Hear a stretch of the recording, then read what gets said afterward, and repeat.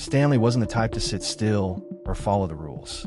As a kid, he ran with a rough crowd, settling his disputes with his fists instead of words.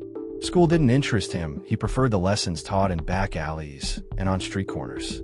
By 12, he'd had enough at home and took off on his own, living as a rail-hopping drifter. Montana became his proving ground. He took odd jobs, first carrying bags in a hotel, then throwing men out of saloons. It didn't take long for folks to realize that young Stanley had something special. He could fight, and he could fight well. Soon, he was making more money in backroom brawls than any honest job could offer. For $20 a week, he'd take on any challenger, no matter their size or experience. Word of his talent spread fast. From 1903 to 1906, he toured through Montana's fight scene, losing only twice in nearly 40 matches. But small-town scraps weren't enough. He had bigger ambitions, and in 1907, he set his sights on California, the place where the real warriors battled for fame and fortune. Stanley Ketchel didn't care about size, weight, or odds. He fought whoever stood in front of him, even if they were 30 pounds heavier. To him, every opponent was personal. Before stepping into the ring, he would convince himself that the man across from him had insulted his mother, his greatest love in life. That was all he needed to turn every fight into a war. At just 16, he stepped into the professional fight game in Butte, Montana. His first bout ended in a quick knockout. Kid Tracy didn't stand a chance. His second, a 6-round loss, taught him a lesson. Winning wasn't guaranteed, but quitting was never an option. Over the next few years, Stanley built his reputation in Montana, scrapping his way to 36 wins with only 2 defeats and 3 draws. A stubborn rival, Maurice Thompson, handed him both of those losses, but their third fight, though called a draw, was one many believed Ketchel had truly won. By 1907, he had outgrown Montana's fight scene. California was where real champions were made, and that's where he went. His first year there, he fought 4 times, winning 3 and drawing once against Joe Thomas, a man widely seen as the true middleweight champion. That draw didn't sit well with Stanley. In their rematch, he didn't leave it to the judges, knocking Thomas out in a grueling 32-round war. That one made him, in the eyes of many, the new middleweight king. But to silence any doubts, he fought Thomas a 3rd time, winning by decision. Then came Mike "Twin" Sullivan, the recognized welterweight champion who often fought as a middleweight. 1 round. That's all Ketchel needed to flatten him and claim his place as the undisputed middleweight champion of the world. Some debated whether it was the Thomas or Sullivan fight that truly crowned him, but history remembers Sullivan as the champion, so, in the end, that victory sealed it.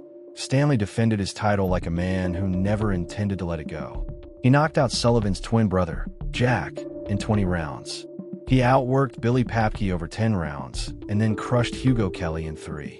Thomas got another chance, but didn't last beyond 2 rounds. But even warriors stumble. In their rematch, Papke came back stronger, knocking Ketchel out in the 12th.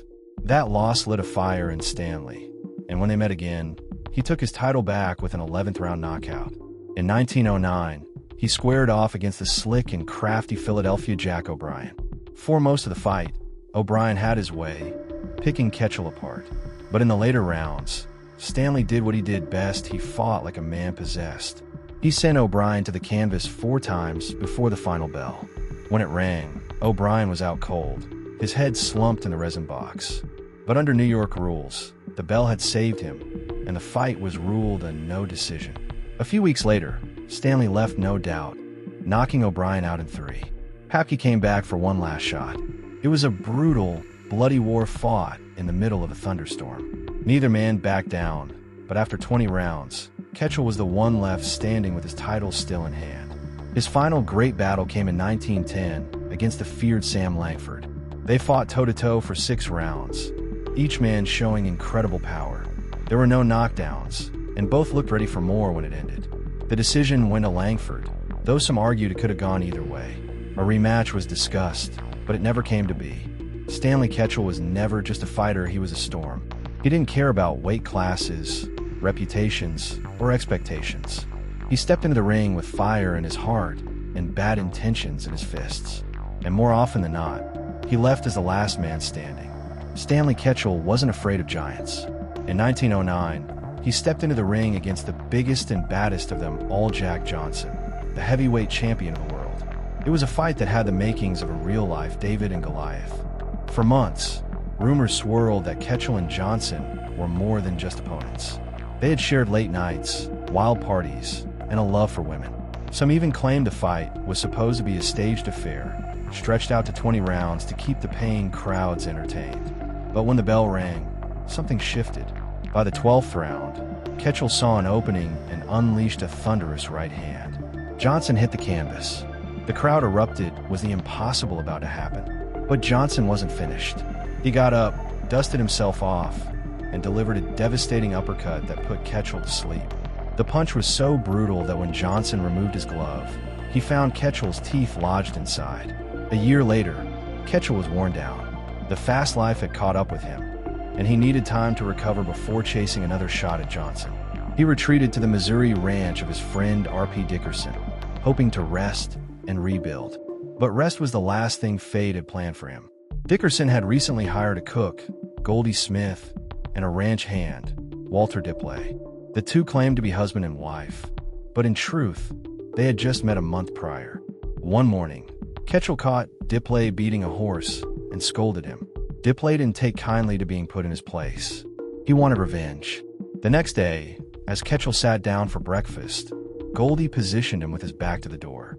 Suddenly, Dipley stormed in with a rifle. "Get your hands up," he barked. Ketchel stood, turning toward the voice. Then came the shot. The bullet tore through his shoulder and into his lung. As he crumpled to the floor, Dipley grabbed Ketchel's pistol and smashed him in the face. Meanwhile, Goldie rifled through his pockets for money. As Ketchel lay dying, he gasped out the truth. Goldie had set him up. She later spun a tale, claiming Ketchel had attacked her, but it quickly unraveled. She admitted to the robbery, but swore she didn't know Dipley planned to kill him. Desperate to save his friend, Dickerson chartered a special train to rush Ketchel to the hospital in Springfield, Missouri. It was too late. As the sun set on October 15th, 1910, Stanley Ketchel, the fearless warrior who had faced giants and never backed down, took his last breath. His final words were heartbreakingly simple. "I'm so tired. Take me home to Mother." Furious, Dickerson put out a $5,000 reward for Dipley, dead or alive, preferably dead. It didn't take long.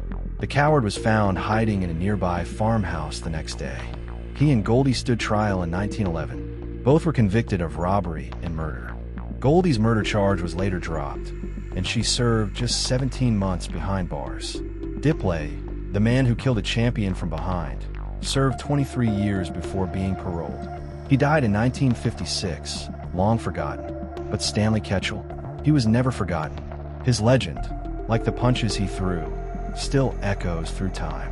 They laid Stanley Ketchel to rest in Grand Rapids, Michigan, at Holy Cross Cemetery. The streets overflowed with mourners. His funeral was the biggest the state had ever seen. It stayed that way until the mighty Ford family came along decades later. Even in death, Ketchel was a man of legend. His name never faded. A plaque stands at Stocking Avenue and 3rd Street. A statue at 438 Bridge Street Northwest keeps his memory alive. An entire neighborhood, Ketchel Valley, bears his name. A reminder that the west side of Grand Rapids once belonged to a fearless fighter who never backed down. Boxing never forgot him either. The International Boxing Hall of Fame enshrined him among the sport's immortals. In 2004, The Ring magazine ranked him as the 8th greatest middleweight of all time, standing alongside legends like Sugar Ray Robinson and Marvin Hagler. But to Nat Fleischer, one of boxing's greatest historians, there was no debate Ketchel was the best middleweight who ever lived. His record told the story of a man who lived and fought without fear. 51 wins, 4 losses, 4 draws, 1 no contest, and 4 no decisions. But what stood out the most? 48 knockouts. Nearly every man who stepped in the ring with him ended up flat on the canvas. He was the first middleweight champion to lose his crown and win it back.